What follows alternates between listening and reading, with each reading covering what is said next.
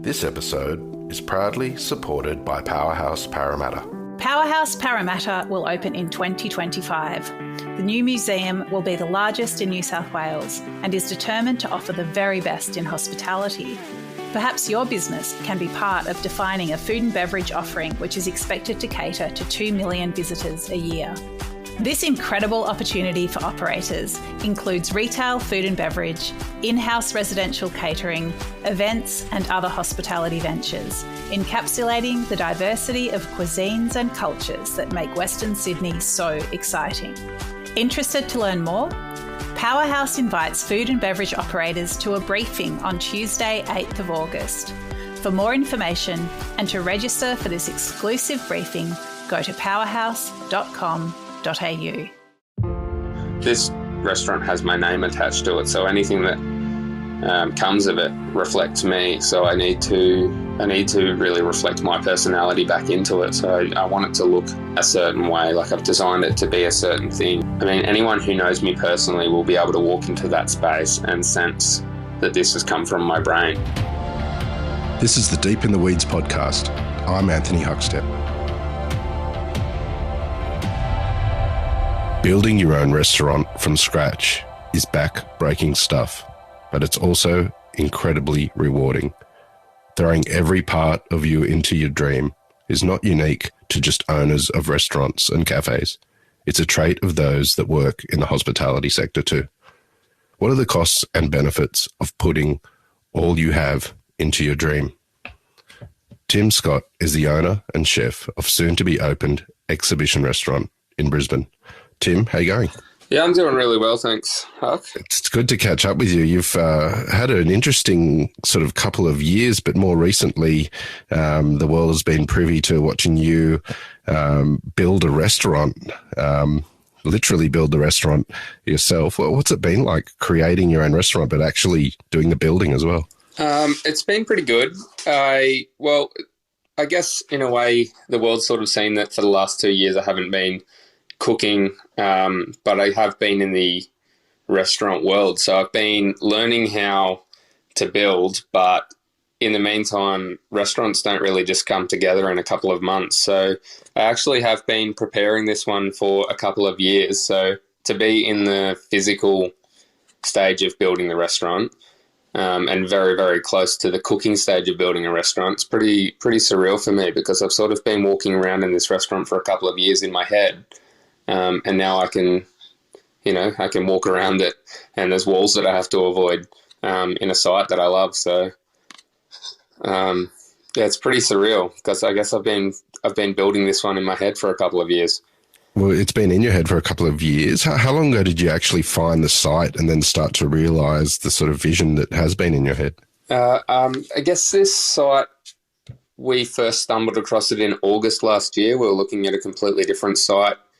By chance, I met a builder on site who was building a different venue at the time, and he gave us a little tour around the building. I was interested in the heritage and the story of it. It used to be an old arts theatre and sort of a play, circus, travelling theatre, like a live performance theatre. So he showed us around, and then I just was curious about what was in the basement.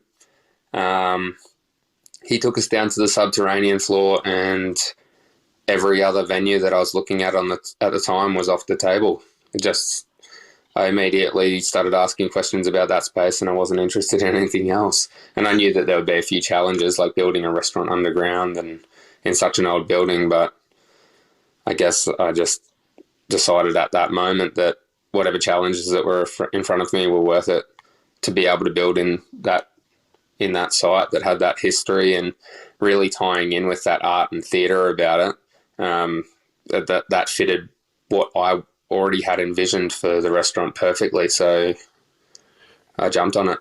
Tell us a bit about that history and the challenges that you've had because of the history of the building. What's it been like pulling your vision together and sort of dealing with that as well? It's been really difficult at stages. Like, obviously moving into somewhere that is underground, you face issues with sort of plumbing and exhaust and everything like that, because you're always going to have gravity and water's always going to run downhill. So you've got a few challenges there.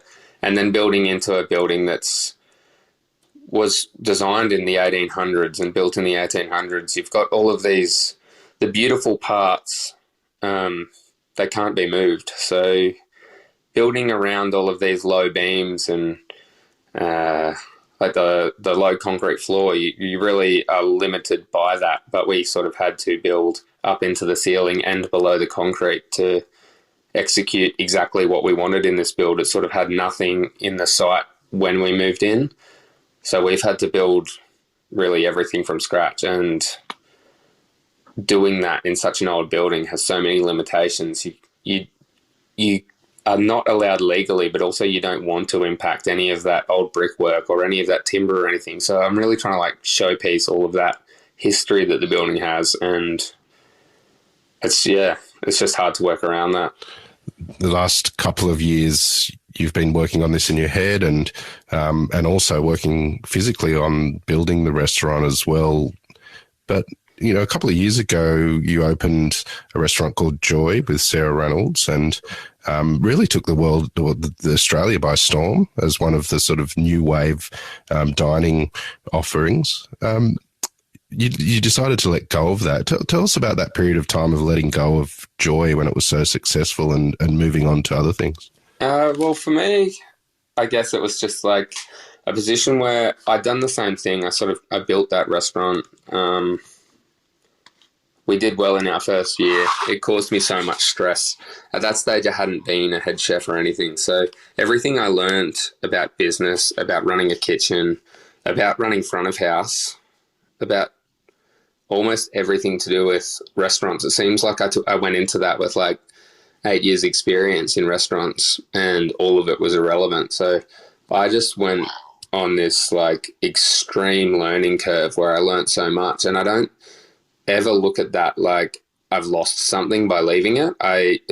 My sort of motto is that you either win or you learn, and you only lose if you haven't come out of it with any knowledge. And to me, I've come out of that with a really, really strong grip on the food that I want to cook. I know how to run a business now, I think. And like, I just really got to refine so many systems in my head that I'd never actually truly experienced. So I think that I've come out of that with an extreme amount of experience that I would not have been able to gain otherwise, just running a kitchen or working for somebody else. And then, obviously it was time to move on from that. So it's a tough decision, but I think I'm onto something that's going to be completely different and with less limitations in a sense. Like running a restaurant of that scale, whilst you have complete autonomy and you don't rely on any staff or anything like that, I realized that having 2 staff is sometimes a setback. It means that there's certain things you can't put on the menu because you just simply can't get it done during service. There's certain jobs that you take on that you don't really want to take on. Like I ended up managing the emails and folding linen and things like that, which are all very important jobs in a restaurant. But the way I like to see myself in a restaurant is that I'm a creator. So I like being able to spend a bit of time designing dishes. And when I was, spending 3 or 4 hours a week folding linen, I'm thinking, well, my customers probably don't care that I'm folding their napkins, but they could really benefit from me spending an extra 4 hours a week designing dishes. And whilst I made that time up somewhere, it was just coming out of my free time. So, I mean, that's all experience that I learned. I want to talk about what you're doing with Exhibition Restaurant shortly, but what was the real highlight, or do you have any stories of the sort of ride that you went on with Joy in that sort of first year when it really captured everyone's attention? Yeah, I sort of didn't see outside of my own bubble. I don't know really how much attention it was getting, apart from the fact that it was, booked out every night from maybe 2 months in onwards. But I guess a lot of people don't realise there was that starting curve where it did start like every other small business that doesn't have a name. It was really quiet at the start. Obviously, we had yourself in anonymously on our first night, and your review came out in maybe 2 months after that, and that sort of brought a bit of attention to us nationally, and then it was quite well received by media. I guess being a new concept, we were executing it as well as we could. And then a few months in, I really wasn't happy with how it was going. I'd sort of, I guess I just wanted to do better.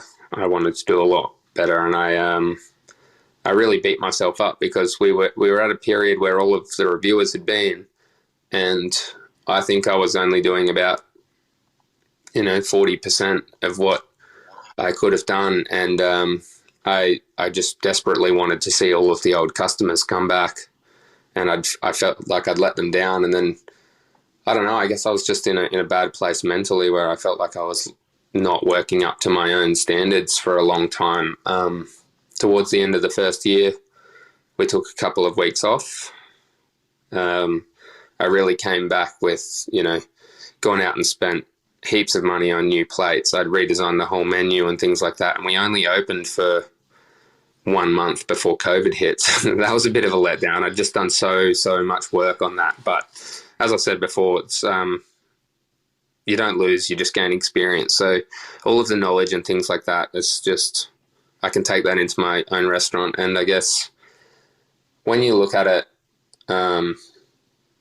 if you're ever really happy with your menu, from my point of view, you're probably at a point where you're at the top of the mountain and it's only downhill from there. Like, I'd like to think there's always room for improvement on everything. So yeah, whilst I'd like to be able to do everything as well as I can, I know that there's always room in front of me, and that sort of hurts me mentally, and I never really overcame that at Joy. You definitely have a really unique expression on the plate, but take us back to when you were young. What sort of role did food play in your family?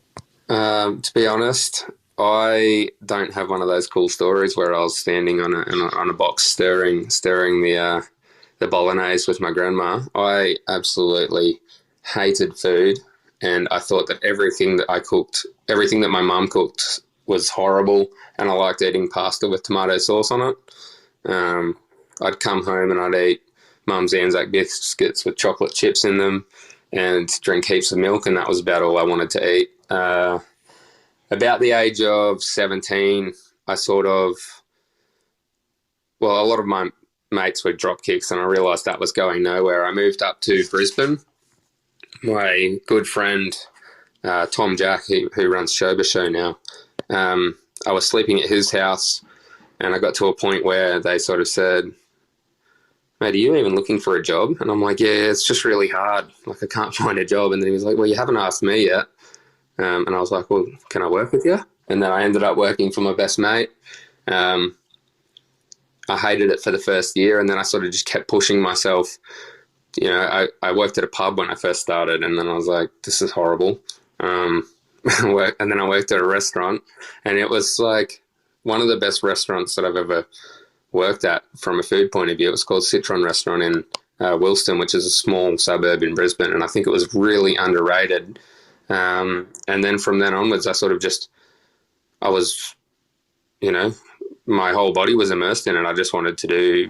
I wanted to cook all the time, and I wanted to work at the best restaurant. I wanted to work on my days off. I wanted to do every event that I could possibly get involved in. And I was just probably that annoying guy who was just in everybody's face at like the, News of Food and Wine and things like that. I was trying to be involved in whatever way that I could. And then that sort of led me to seeing a bit more of what was going on in Sydney. I came down to Sydney for a bit, and then that's back when I migrated back up to Brisbane. Well, what's been some of the really key venues during your career that have sort of influenced the way that you sort of want to do your own food? I guess some of the venues that have sort of inspired me to what I want to do in terms of my own food would be more so in terms of structure. Working at places like Automata and Sepia, and then some of the restaurants that I dined at, and like Lumi, I dined there so many times when I was in Sydney. Seeing set menus, restaurants in Japan as well with omakase menu, I really saw that as like the way that food should be done from my point of view. Obviously, customers like having a bit of choice, and there needs to be that area in the market. But for me personally, I look at it and I think the structure leads to a much more viable menu for a chef. So we can tailor it so that we can get the best food cost, minimal waste, less labor.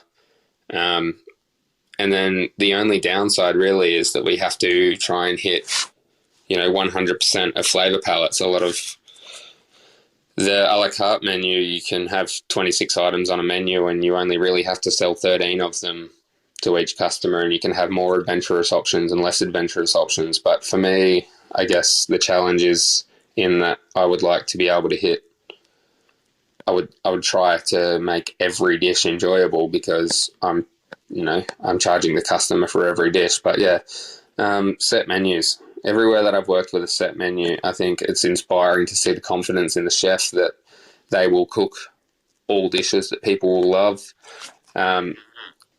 I sort of enjoy seeing the flexibility of that when people have dietaries and things like that. It's not always viable. It definitely goes against that, what I was saying about labour and food cost and things like that, because when you change and go off course with a set menu, you really start dipping into that labour and food cost, because everything's sort of out of the streamline. But when it works well, it works so well, and I love seeing that. And then I guess I was inspired by a lot of places that had like integrated Japanese and sort of modern Asian techniques into what we generally cook over here as like a modern chef. That was pretty inspiring to see. I've spent a fair bit of time traveling over Southeast Asia and Japan and things like that, and eating the really traditional dishes, and then seeing adaptations of similar ingredients over here has been really inspiring for me. You mentioned you spent time at Automata and Sepia. Do you have any stories of what it was like for you at that stage in your career in those kitchens? I was young and I just wanted to do really well. I sort of just looked at those places, and they were... Sepia wasn't brand new, but it had just released a book, and somehow I had managed to not notice that it existed. And then by the time I looked into it, I was like, well, this place has just won Best Restaurant of the Year like 2 years in a row, which is, sort of unheard of. And the food that they were doing didn't even nearly look like food to me. So I was like, I need to go check this place out. Like I just need to see it. It's not like, it didn't even sort of resemble cooking to me, but obviously I looked into it, and, they're using the best ingredients. It was just completely no holds barred. I was looking at the menu and it was like abalone, caviar, bluefin tuna, Blackmore Wagyu. It just had like all of these ingredients, including like imported ingredients like black cod and stuff. You don't see that on menus very often. And I was just like, I wanted to see, A, I wanted to cook with that stuff, and B, I wanted to see how that could just be integrated in a menu effectively. At that age, with that experience, I definitely wasn't looking at it like I need to go here and learn how to design a menu, because, that was completely off the spectrum. Like Martin Ben's a genius on a level that I haven't seen before. But, yeah, I guess I was just inspired by the ingredients and the techniques that they were using. A lot of places still can't execute the techniques just because they don't have the manpower or the equipment that was in that sort of place. There was really no holds barred when it came to fitting out that restaurant in terms of like, all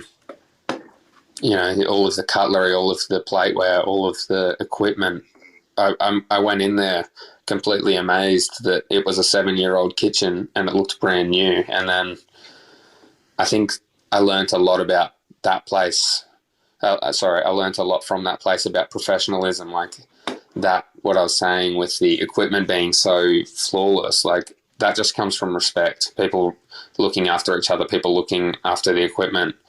I took a lot from that. Automata, then that place was brand new, and that, that was straight off the mark in the top 10 everywhere. Had that set menu style that I was looking at, and I was really inspired by the fact that they were doing like 150 covers some nights with five staff. Like, that's at that standard sort of unheard of, and some of the jobs were just like repetitious, and I guess that to some people wouldn't be what they'd want to do, but Clayton had us moving around the sections enough that nobody was really bored, and he was changing the menu like 2 or 3 items every week, so that's not easy as well, trying to change items in a set menu that frequently, and keep everybody happy and not throw a spanner in the works of your tight operation when you've only got sort of one chef per section. I don't know what they staff with now, but when there was back then, it just ran smoothly. Like, yeah, automator is the right word for how that operation moves. That it really just moves so seamlessly. The last 2 years have had a different impact on so many, but you've sort of been in and around the industry and working on this idea as well. What sort of impact has it had on you? Has it changed the way you see restaurants and the way you cook? For me, I don't think it's changed the way that I cook. I've really always been into sort of modern Asian flavours and charcoal grilling. I guess if anyone's been looking at my social media, they would have just thought that I was opening a barbecue restaurant, but that's been me for 10 years. I've always had a grill of some sort on my balcony. Joy had the limitations that I could not grill anything, which was really hard, and so I think this place that I open up next will be much more true to I guess my cooking ethos, where a lot of Joy was more towards like my creative side, like I had all my playlist and art and everything like that. From an industry point of view, I think that COVID sort of had a good impact on the hospitality scene. I sort of saw more restaurants being booked out. We seemed to be busier than ever as an industry. But I also saw that a lot of venues sort of had the confidence, I guess by necessity, to take back their rights and sort of imply penalties on people who wouldn't come to their bookings, or, taking credit card details. It was sort of a bit... Brisbane was a place where not many places were taking credit card details, and it was, it's just very self-sacrificial to not do that. It's a good thing to make a mutual agreement with your customers that, all right, we're going to order this food. It could be coming 2 to 3 months in advance. We're going to put preserves on, and we're going to dry age things. It's for you. You've made a booking. All we need you to do is turn up and eat it. Like, we've done a lot for you, and we expect that you come to the meal that you said that you'd like to come to. And if you can't, we understand. It's fine. Just cancel your booking, but make sure you do that. That's the way I see it. Talk to me about the creative process that you go through with food. You mentioned earlier that you were only operating at about 40%, you thought, after the reviewers had been in, and you wanted more from yourself and you wanted more from the restaurant. Take us through that creative process that you go through. I guess part of that was that I was trying to put on an entry-level price. I had to build confidence in my customers. I had a $75 menu and a $110 menu, and really they were like great value for money. I compromised a lot of what I would have put into a staff cost if I had any. I think basically what I would like to do is focus more on coming up with the best possible dish. A lot of what I did was just to avoid troubles. I guess I was trying to make a dish that was easier in prep and harder during service in case anything that I did went wrong. And I was sort of making dishes that I knew would like be easy to eat for the customers, easily approachable and things like that. I wasn't brave enough, I guess is the word. I was worried about going down during service. I was worried about creating something that people wouldn't eat or wouldn't enjoy eating. And I really wanted to be able to please 100% of customers because, 100% of customers are paying for 100% of the dishes. So I guess my creative process is I look at a dish, I think about where it is in the menu. Firstly, the dish before has to be a little bit lighter and the dish after has to be a little bit heavier generally, unless I've got some sort of, palate break or a pairing that does that job, or even something on the menu that does the job of refreshing the palate, I guess. Eatability is a big point. I need to make sure that everything can be eaten together. There's no point in having like a big garnish that can't really be eaten, or like a really long piece of leek that nobody can cut because we haven't provided them the right knife or something like that. Eatability is very important, and then I get really involved in the architecture and visuals of a dish, like how it looks on a plate and the textural architecture, like how it's going to feel in your mouth. Are you going to get like layers of crunchy and soft together, or are you going to experience it all as a certain texture? And then also how the temperature levels balance. Like, is it going to be all cold, or are we going to have a layer that goes through like, maybe a warmer spoomer and then something room temp and just something hot and crunchy on top of that. And then I start to work on the best ingredients. So I'll know this is going to be a protein and I need it to be rich because the course before is such and such. And then I start working out, okay, maybe it needs to be beef. We need something heavy. Does it need to be really fatty? Should it be soft texture, or do we really want to go for like a hard crust on this? Like, if we put a crust on it, is it going to be relevant in the end product? Things like that. And then when I'm coming to seasoning, it's obviously taking a lot of inspiration from the Asian sort of flavor palette rather than a more European approach where it's like the salty, spicy, sour, sweet, sort of all of those. And then I'll look into the salt. Like, do I need to put salt on this, or are we going to use like a fish sauce or a garum or vinegar? Like, what sort of vinegar do we need? Something like that's got a bit of like woody aspect to it, or do we want like a really tropical fruity vinegar, something that's going to like really brighten some other flavors in there, some really fresh flavors? If it's got some raw veg or something in there, it's sort of nice to put a fruity vinegar or something as the acid rather than maybe a wine vinegar. And then I look at like umami layers. Do we need to just get in there with something fermented, or could it just be a simple, like something with a bit of Maillard and just a crispy aspect, like a fried thing or something like that? So I just start working out, after I've built the dish, what the best salty aspect is, what the best sour aspect is, what the best sweet aspect is. So it's a bit more in depth than just saying, all right, salt is salt, sugar is sweet, lemons are sour, and chilies are spicy.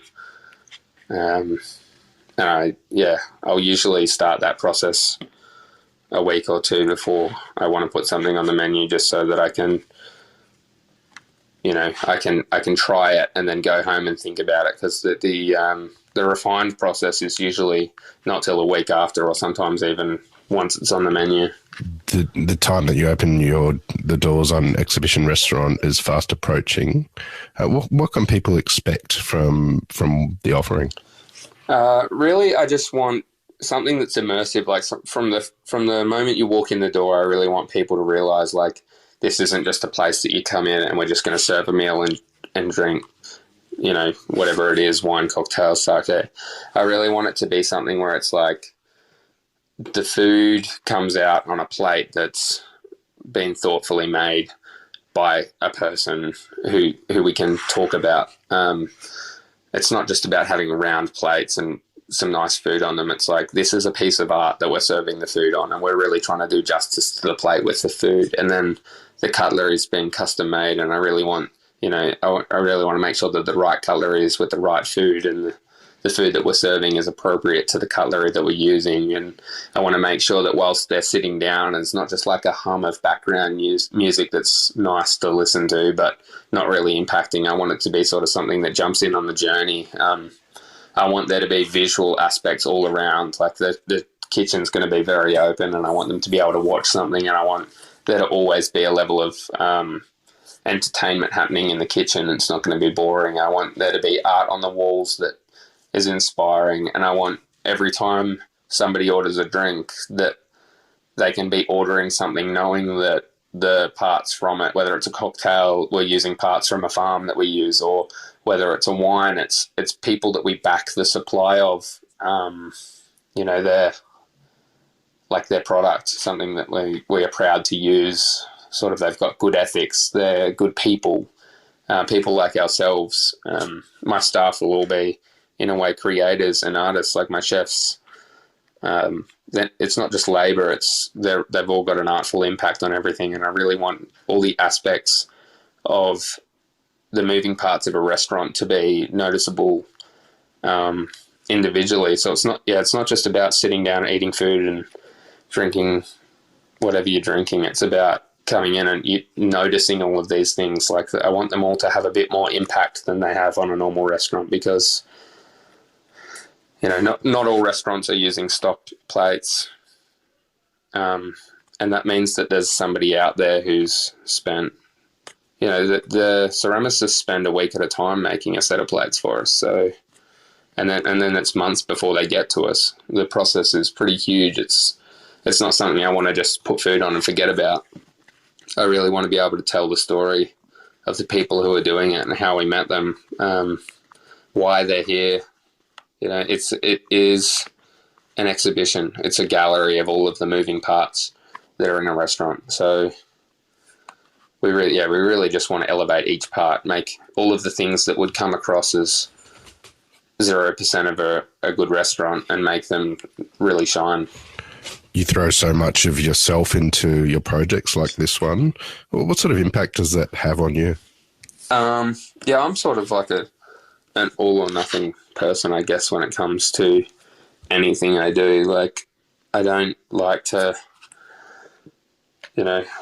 half-ass have one foot in the door. It's like, once I do it, it's my baby. So it's going to reflect, like, this restaurant has my name attached to it. So anything that comes of it reflects me. So I need to really reflect my personality back into it. So I want it to look a certain way. Like, I've designed it to be a certain thing. It's really, anyone who knows me personally will be able to walk into that space and sense that this has come from my brain. So, and the same with Joy, like my history with, like,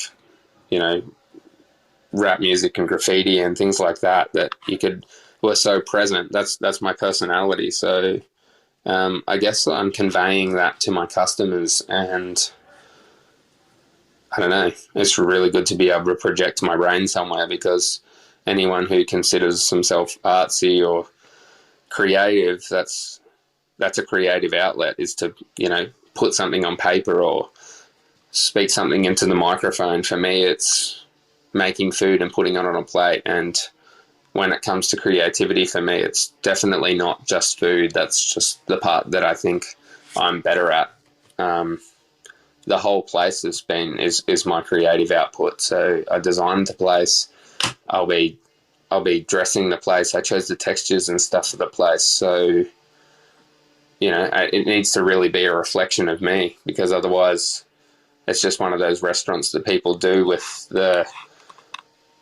it's like a stock standard restaurant. People just build restaurants that look like other restaurants that make money. So they see something that works, and then they replicate that, because that's going to translate into dollars in their bank accounts. And, that's just not me. I just wanted to make something that is the embodiment of what happens in my brain, I guess. You're going to see art everywhere. You're going to see things that inspire me. You're going to see music or hear music that inspires me, and just generally feel like a vibe coming from my staff, who are my friends, that, represent me, and themselves as well. So I don't want it to be a place where my staff are just labour. Like, they all have, everyone who works in front of house with an interest in wine or cocktails, I want that projected. Like, there's no point in them just being labour. That's not what it's about for me. I want to work with other artists and creators and people who are interested in their job. That's my focus. What do you love about what you do? It's the creative outlet for me. Like, when I'm doing something that's monotonous, I can't stay focused. Like, it doesn't work for me when I get in there and I cook something, especially over a counter. At first, when I cooked over a counter, it was very, very scary. It was very humbling, because you'll serve something to somebody and they'll be like, that was good, but it's like, I watched your face eating that, so I actually know whether it was good or not, in your opinion, whether you've said it or not. But yeah, for me, I like to be able to create something and then tell them the story, especially now that I've had my own restaurant, I'm making my own, and I've designed the plates, and I've worked with an artist, and there's a story behind it all. I'm really proud of it. Like, there's a set of plates that you might have seen on my Instagram that's got like sort of calligraphy around it. I started designing those, over a year ago, and I had to get that design. It was done by a friend, Rob. It was like sort of graphic designed by a friend, Amy.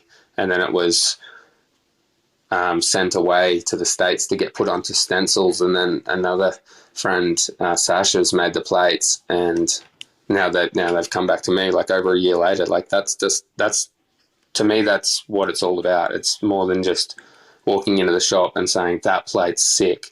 Because if I've done that, everybody else who's ever walked into that shop or can walk into that shop has the ability to have that same piece of art in their business.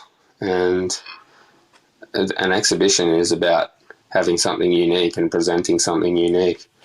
Well, Tim, it's amazing to catch up with you, and I can't wait to see the creation of Exhibition and experience it. We've loved having you on Deep in the Weeds today to hear just a little bit of your story.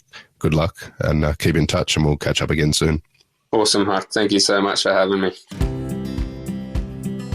This is the Deep in the Weeds podcast. I'm Anthony Huckstep. Stay tuned as we take a deep dive into the lives of the incredible people who ply their trade in the food and hospitality sector. Special thanks to executive producer Rob Locke for making this all happen. Follow us on Instagram at Deep in the Weeds Podcast, or email us at podcast@deepintheweeds.com.au. Stay safe and be well.